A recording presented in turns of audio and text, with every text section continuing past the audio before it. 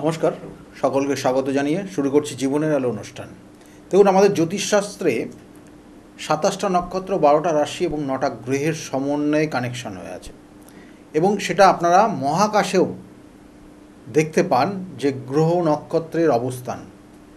এবং এই সূর্য যখন নির্দিষ্ট, অর্থাৎ সূর্যের সঙ্গে যখন এই নক্ষত্রের কানেকশন হয়, তখন বিভিন্নভাবে প্রাকৃতিক বিভিন্ন ধরনের পরিবর্তন আমরা দেখতে পাই। ঠিক এরকমই একটা পরিস্থিতি প্রত্যেক বছরই আমরা দেখি সেটা, এবং এটা বিশেষ করে আমাদের সকলের সামনে, এবং এটা প্রত্যেকেই মোটামুটি একটা অভিজ্ঞ এই জায়গাটা। কারণ যখন আদ্রা নক্ষত্রের সঙ্গে সূর্যের সংস্পর্শ আসে, বা সূর্যের কাছাকাছি আসে, বা সূর্যের সঙ্গে কানেকশান পাই আদ্রা নক্ষত্র এবং প্রথম পাদ, কারণ এখানে 4টে পাদ রয়েছে, এবং প্রথম পাদ যখন স্পর্শ হয়, সূর্যের কানেকশান পাই, তখন কিন্তু একটা তিথির পরিবর্তন আসে, বা প্রাকৃতিক কিছু পরিবর্তন আসে। এবং এই সময় কি হয়, প্রকৃতির পরিবর্তনের মধ্যে প্রচুর প্রচুর বৃষ্টি হয় এই সময়, এবং প্রচুর বৃষ্টি হয়, এবং চারিদিকে একটা মানে সিক্ত পরিবেশ তৈরি হয়। এবং এই যে সিক্ত পরিবেশ, সেখানে অনেক সবুজের অনেক ক্ষেত্রের পরিবর্তন, অর্থাৎ গাছপালা, চাষবাসের অনেক কিছু সমস্যা তৈরি করে ওই সময়টা। সেই জন্য এই নির্দিষ্ট সময়টাকে, অর্থাৎ যখন সূর্যের সঙ্গে সূর্য যখন, বা আদ্রা নক্ষত্রের সঙ্গে যখন সূর্যের কানেকশন পাচ্ছে, এই নির্দিষ্ট সময়কাল, বিশেষ করে 3 দিন, এবং হিসাব করে এটা বলা হয় যে 7ই আষাঢ় থেকে শুরু হয় এবং 11ই আষাঢ় পর্যন্ত, অর্থাৎ 11ই আষাঢ় রাত পর্যন্ত, ভোর পর্যন্ত এই যে সময়কালটা চলে, এটা বলা হয় যে মাতা ধরিত্রী রজস্বালা হন এই সময়। সেই জন্য প্রচুর প্রচুর দেখবেন বৃষ্টি এই সময় আমরা দেখি, এবং এই সময় মাতার ধরিত্রী রজস্বালা হন, যেটাকে আমরা বলি অম্বাবাচী। এই অম্বাবাচীর নির্দিষ্ট লগ্নে আমাদের, অর্থাৎ বলা হচ্ছে আসামের গুয়াহাটির থেকে 8 কিলোমিটার দূরে নীলাচল পর্বত, সেই নীলাচল পর্বতে অবস্থান করছে মা কামাখ্যা দেবী, যিনি হচ্ছেন 51 পীঠের মধ্যে একটা পীঠ, যেখানে সতীর যোনি পড়েছিল। এবং ওই নির্দিষ্ট স্থানেও কিন্তু এই সময় খুব বড় করে মেলা হয়, কারণ এই জায়গাটা তন্ত্রের একটা পীঠস্থান, বা তন্ত্রের একটা আতুর ঘর বলা হয়। সমস্ত তন্ত্রর এখান থেকে সৃষ্টি, কারণ এটাকে গুপ্তপীঠও বলা হয়, বা কামাখ্যাপীঠ, বা গুপ্তপীঠ, বা যোনিপীঠ বলা হয়। এবং সেই জন্য এই সময়টা যথেষ্ট এখানেও কিন্তু মেলা চলে, এবং বহু ভক্ত দেশ বিদেশের বিভিন্ন জায়গার থেকে এই সময় আসে। এবং এখানে যে বিশেষ করে গর্ভগৃহ রয়েছে, সেই গর্ভগৃহেও কিন্তু জলের বর্ণটা লাল হয়ে যায়, এবং সেই জল অনেকে কালেকশন করে, জল নিতে যায়, বা নিয়ে আসে, বা জলের স্পর্শ করলে অনেক রোগ ব্যাধি সেরে যায়, কথিত রয়েছে এগুলো। এবং ওই সময় সেখানে বহু বস্ত্র, অর্থাৎ এখানে যে কাপড় দিয়ে দেওয়া হয়, যে কাপড়গুলোর রং লাল হয়ে যায়, এবং সেই রক্ত বস্ত্র যেটাকে বলা হয়, সেই বস্ত্র কিন্তু বিভিন্ন শুভ কাজে লাগে, এবং এই সময় সেখানে প্রসাদ স্বরূপ পাওয়া যায়। তাহলে এই হচ্ছে এই নির্দিষ্ট সময়কাল, এবং এটা এই বছরের জন্য কোন সময় শুরু হচ্ছে না, এই সময় এই বছরে কিন্তু 22, অর্থাৎ 22শে জুন 2025 বাংলার 7ই আষাঢ় কিন্তু। এবং এটা সময়কাল, যেটা সময়টা শুরু হচ্ছে অম্বাবাচী, সেটা হচ্ছে 2:56, দুপুরবেলা 2:56 শুরু হবে, অর্থাৎ সকালে পুজো হবে মায়ের মন্দির, তারপরে মায়ের মন্দিরে, অর্থাৎ সেই গর্ভগৃহ বা মেন মন্দিরের ফটক বন্ধ হয়ে যাবে কামাখ্যাতেও। এবং বাইরে যারা যাচ্ছে, যারা বাইরে গিয়ে বাইরেই কিন্তু সেই মেলা অংশগ্রহণ করবে, এবং সেখানে কিন্তু স্থায়ীভাবে মানে কটা দিনের জন্য থাকবে সেখানে। এবং এই অম্বাবাচীর সমাপ্তি হবে, যেটা বলা হচ্ছে নিবৃত্তি, এবং সেই নিবৃত্তি হচ্ছে 26/6, অর্থাৎ 26/6, অর্থাৎ 12টার পর থেকে 25 তারিখের রাত 12টার পর থেকে 26 তারিখ পড়ে যাবে, এবং ওই 26 26 জুন 3টে ভোরবেলা 3:20 20-21 এই অমাবাসীর কিন্তু নিবৃত্তি হবে, অর্থাৎ সমাপ্তি হবে। তারপরে কী হবে না, ওই মন্দির চত্বরে সেখানে পরিষ্কার পরিচ্ছন্ন করা হয়, ধুয়ে পরিষ্কার করে সেখানে তারপরে আবার মায়ের পুজো শুরু হয় এবং ভক্তদের জন্য পরের দিন থেকে সকাল থেকে খুলে দেওয়া হয় একটা নির্দিষ্ট সময়ের পর থেকে। তাহলে এই হচ্ছে এই নির্দিষ্ট জায়গা। এবং এই সময়টা যেহেতু এই অম্বাবাচী চলে, সেই সময় অনেকে আমাদের গৃহস্থের যারা মানুষ রয়েছে তারা কিন্তু বিভিন্ন ধরনের নিয়ম মেনে চলে। কারণ এটা আজকের নতুন নিয়ম না, বা আজকে আমি তৈরি করছি আপনি তৈরি করছেন তা না, এটা যুগ যুগ ধরে এই নিয়ম মেনে আসা হয়। বিশেষ করে বলা হচ্ছে যে এই নির্দিষ্ট সময়টায় যারা বিধবা আছেন মায়েরা এবং তার সঙ্গে সঙ্গে যারা সাধু সন্ন্যাস, এই সময় কিন্তু কোনো গরম খাবার খায় না, অর্থাৎ কোনো তৈরি করা খাবার ওই নির্দিষ্ট সময়ে তারা গ্রহণ করে না, আর করে না। তারা আগের খাবার অর্থাৎ শুকনো খাবার এরা গ্রহণ করে বা আহার করে এই কটা দিন, বিশেষ করে 3 দিন খুব গুরুত্বপূর্ণ।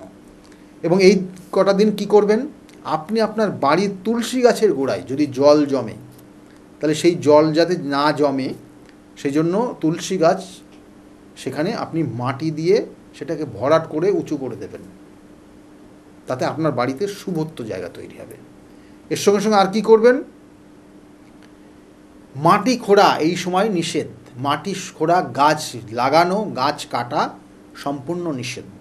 কারণ এই সময় ধরিত্রীর রজস্বলা হয়, আমি আবার বলছি, সেই জন্য ধরিত্রীর বুকে এমন কিছু করবেন না তাতে ধরিত্রী কোনো রকমের অবমাননা হয়, এবং সেই অবমাননা যদি কোনো রকমের হয় তার প্রভাব, নেগেটিভ প্রভাব আপনার ওপর অবশ্যই আসবে।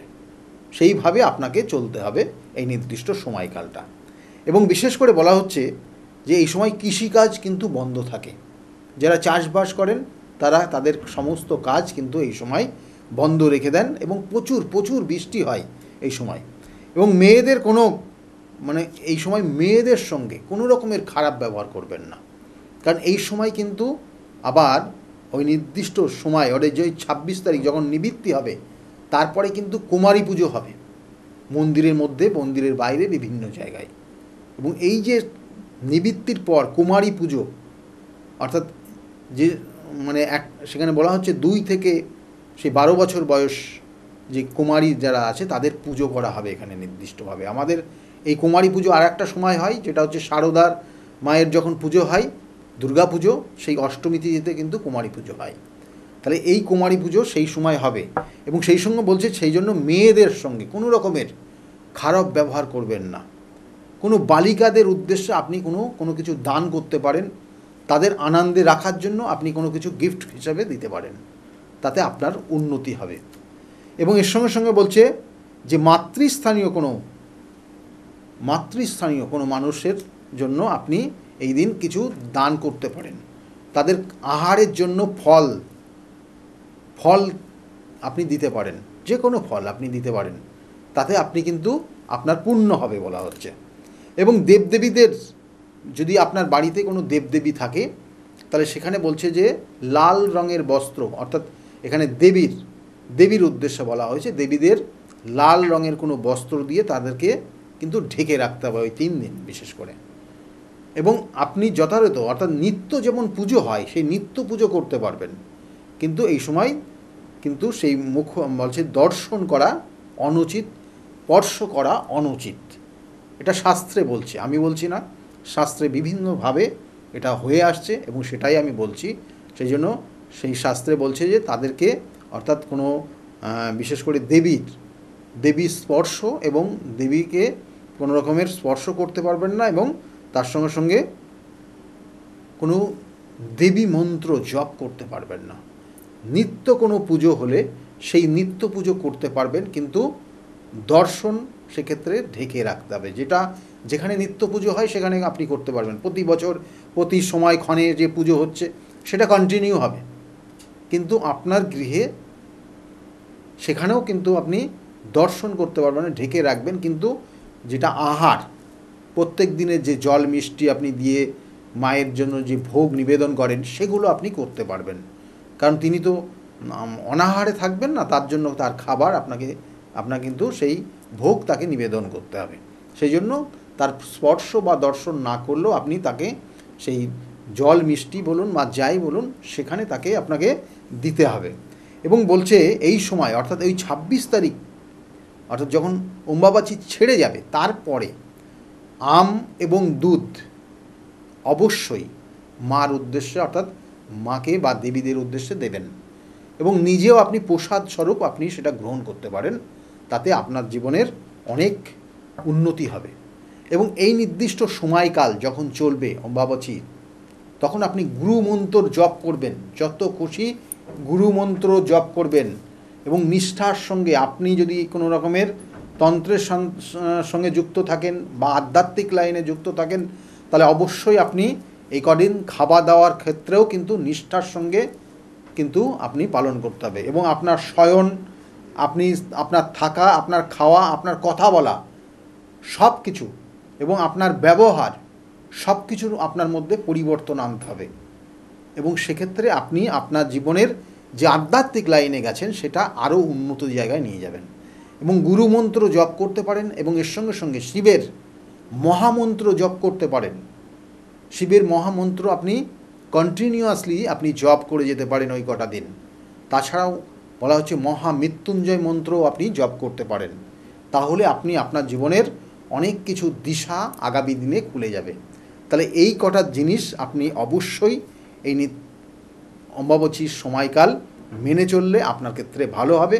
কারণ তারপরে আবার ওই মন্দির যেমন খুলে দেওয়া হবে, তারপরে আপনি আপনার গৃহে ঠাকুর ঘরকে পরিষ্কার পরিচ্ছন্নভাবে ধুয়ে পরিষ্কার করে আপনি সেখানে পুজো পাঠ শুরু করতে পারেন। এবং সেই পুজো পাঠ যখন শুরু করবেন, সেই প্রথম দিন অম্বাবাচীর নিবৃত্তির পর প্রথম যা মায়ের কাছে চাইবেন সেটা যথেষ্ট গুরুত্বপূর্ণ। এবং এই নির্দিষ্ট সময় যেটা এই বছরে পড়েছে যে 24 তারিখ অমাবস্যাটা পড়েছে, কিন্তু যে 24 তারিখ 24 তারিখ সন্ধ্যা 24/6 অর্থাৎ 24শে জুন সন্ধ্যা 6:27 থেকে অমাবস্যা শুরু হচ্ছে। আর 25 তারিখ অর্থাৎ 25শে জুন 4:24 দুপুরবেলা পর্যন্ত অমাবস্যাটা থাকবে। এই অমাবস্যার তিথি অনুযায়ী সেখানে কিন্তু সেই যাগ বা যজ্ঞ এগুলো হবে না। আমি তো বিশেষ করে করব না, কারণ আমার গৃহে যেটা হবে সেটা হচ্ছে 26 তারিখ অর্থাৎ ওই অম্বাবাচী যখন ছেড়ে যাবে মা সুস্থ থাকবে এবং সেই সময় মায়ের কাছে আপনি যা চাইবেন সেটা অবশ্যই পাবেন।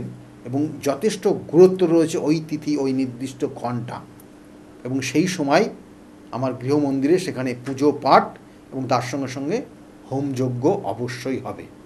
এবং বিভিন্ন ধরনের যেটা শাস্ত্রের বিধান অনুযায়ী যে ক্রিয়াগুলো হয় বিগত দিনে হয়ে এসছে সেগুলো হবে।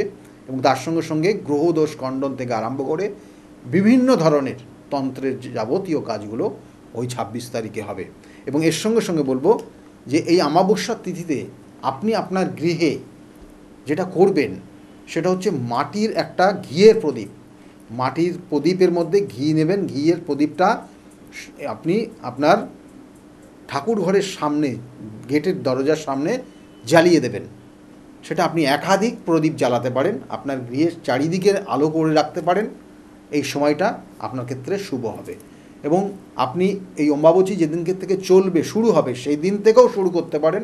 এবং বিশেষ করে তো ওই অমাবস্যা যেদিন থাকবে সেই দিন অবশ্যই আপনি আপনার বাড়িতে ঘিয়ের প্রদীপ জ্বালান, অনেক ভালো ফল পাবেন। যাই হোক, এইগুলোই বলার ছিল, এইগুলো একটু মেনে চলবেন, আপনার ক্ষেত্রে অনেক শুভ হবে। কারণ এই নির্দিষ্ট তিথিটা 26 তারিখের তিথিটা কিন্তু যথেষ্ট গুরুত্বপূর্ণ। তারপরে আমি আবার কিন্তু কামাখ্যায় যাব। কামাখ্যায় কিন্তু সেখানে তারপরে কিন্তু বিভিন্ন ক্রিয়া রয়েছে এবং সেখানে নির্দিষ্ট সময় ধরে প্রতি বছরে আপনারা জানেন আমি থাকি, সেগুলো থাকবো। আর তাছাড়াও কিন্তু তার আগেও আমি যাচ্ছি 21 তারিখে গিয়ে আবার ব্যাক করব। তারপরে আপনারা সমস্ত কিছু জানেন যে রক্ত বস্ত্র থেকে আরম্ভ করে জল, কামাখ্যা মায়ের সবগুলো আমি কিন্তু আমার চেম্বার থেকে ভক্তদের উদ্দেশ্যে দিয়ে থাকি, সেগুলো অবশ্যই কালেক্ট করে নেবেন। সকলে ভালো থাকবেন। আজকের মতো এই পর্যন্তই, নমস্কার। তাহলে আর দেরি কেন?